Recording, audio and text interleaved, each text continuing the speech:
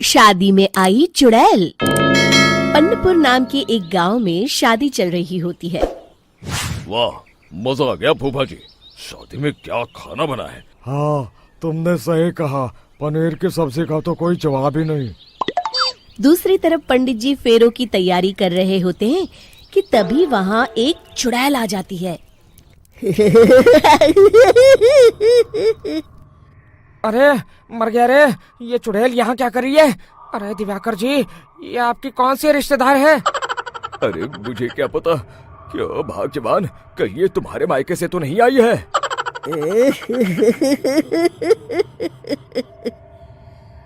तुम लोगों की इस गांव में बारात लाने की हिम्मत कैसे हुई? मेरे रहते इस गांव में किसी की शादी नहीं हो सकती। अब तुम लोग देखो मैं क्या करती हूँ। अरे मर गया रे, मैंने सुना है ये जबान की पक्की है। भागो रे भागो, वरना ये चुड़ैल किसी को नहीं छोड़ेगी। डप में भगदड़ मच जाती है और चुड़ैल सब कुछ उजाड़ कर रख देती है। फिर एक दिन मोहन की शादी तय हो जाती है। अरे भाई, अगले हफ्ते मेरी शादी तय हो गई है, लेकिन इस चुड़ैल की दहशत के मारे तो मेरे हाथ पैर कांप रहे हैं। अरे मोहन, तुम्हारा दिमाग तो खराब नहीं हो गया? तुम अपने साथ साथ हम सब गांव वालों को भी बलि का बकरा बनाना चाहते हो? उस चुड़ैल के रहते तुमने अपनी शादी के बारे में सोच भी कैसे लिया? देखो गोपाल, डर तो मुझे भी लग रहा है, लेकिन उस चुड़ैल के डर से मैं जिंदगी भर कुंवारा तो नहीं रह सकता। अरे ससुर जी आप देखो, अब तक मैं तुम्हारा ससुर बना नहीं हूँ और शायद बनूंगा भी नहीं। ये आप क्या कह रहे हैं? मैंने तो शादी का कोड भी सिलवा लिया है। मैं अपनी बेटी की शादी किसी अच्छे गांव में कराना चाहता हूँ। तुम्हारा गांव तो भूतिया गांव है। मैं तो क्या, अब तो कोई भी अपनी लड़की इस गांव वालों को नहीं देगा।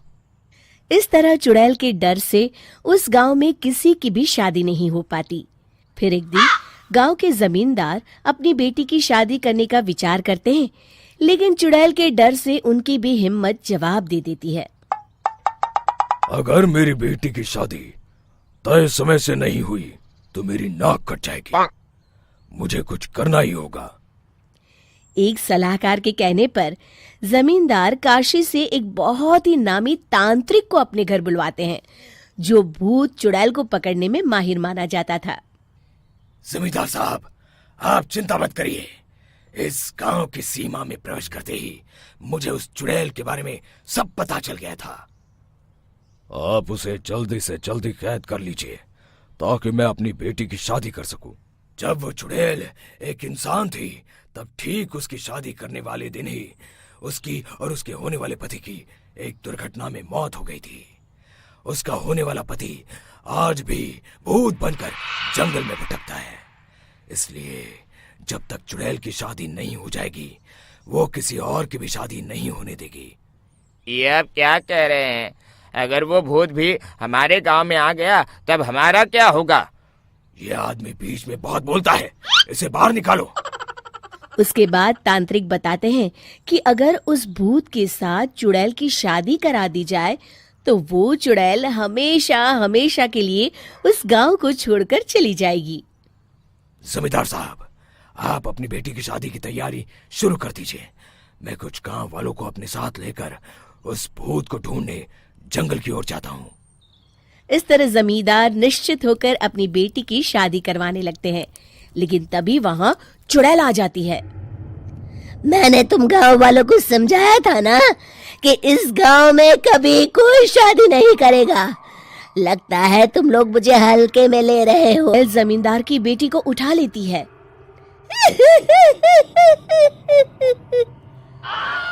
अब देखती हूँ बिना दुल्हन के तुम लोग शादी कैसे करोगे। मैं इसे अपने साथ ले जा रही हूँ। छोड़ मुझे, पिताजी मुझे बचाइए।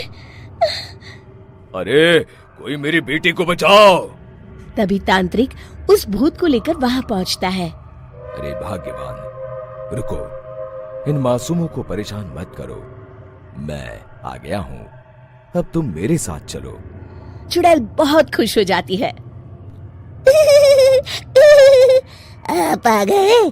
चलिए अब हम मंदिर में चलकर शादी कर लेते हैं। अरे अरे अरे अरे, ये क्या कह रही हो?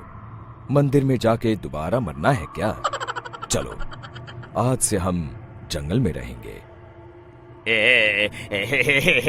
चुड़ैल चली गई, अब मेरी शादी हो जाएगी। इस तरह सभी गांव वाले खुशी से झूमने लगते हैं।